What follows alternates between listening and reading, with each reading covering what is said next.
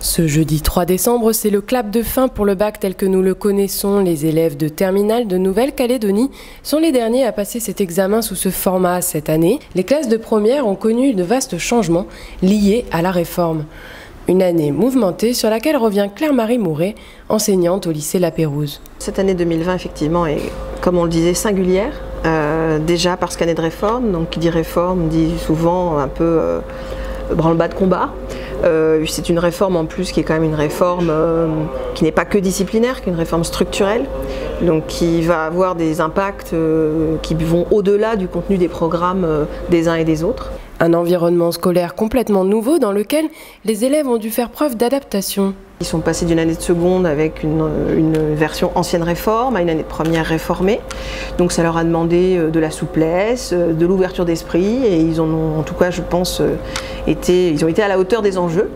Concrètement, pour leur arrivée en première, les lycéens ont dû choisir 3 enseignements de spécialité parmi les 14 possibles existants, un casse-tête pour l'organisation des emplois du temps, comme nous le raconte le vice-recteur Éric Rosé. Là, avec les choix d'enseignement de spécialité, je dois dire qu'en Nouvelle-Calédonie, il y a eu 133 triplettes différentes qui ont pu être choisies par les élèves. C'est-à-dire que vous avez des élèves qui, parfois un seul, a choisi une combinaison de 3 enseignements.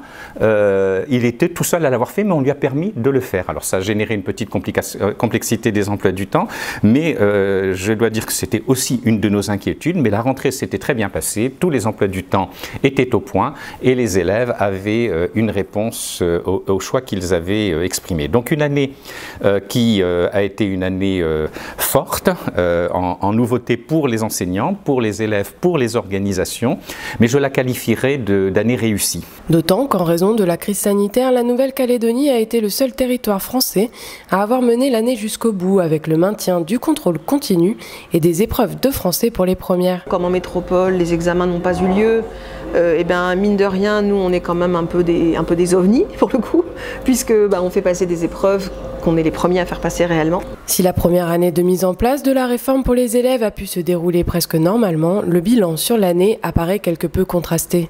Ça s'est bien passé dans le sens où on arrive au bout. Voilà, on arrive au bout.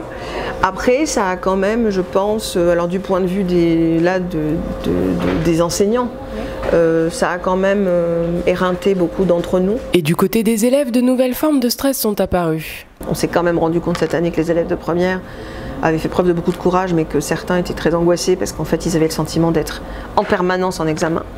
Donc ça, c'est un autre écueil. Les élèves s'inquiètent aussi de l'impact de leur choix de spécialité dans la sélection des dossiers pour l'enseignement supérieur. Une crainte balayée par le vice-recteur. La conférence des grandes écoles, c'est-à-dire l'ensemble des directeurs de toutes les grandes écoles, ont convenu que s'agissant des poursuites d'études, les enseignements de spécialité ne seraient pas une des conditions imposées pour pouvoir avoir telle ou telle filière.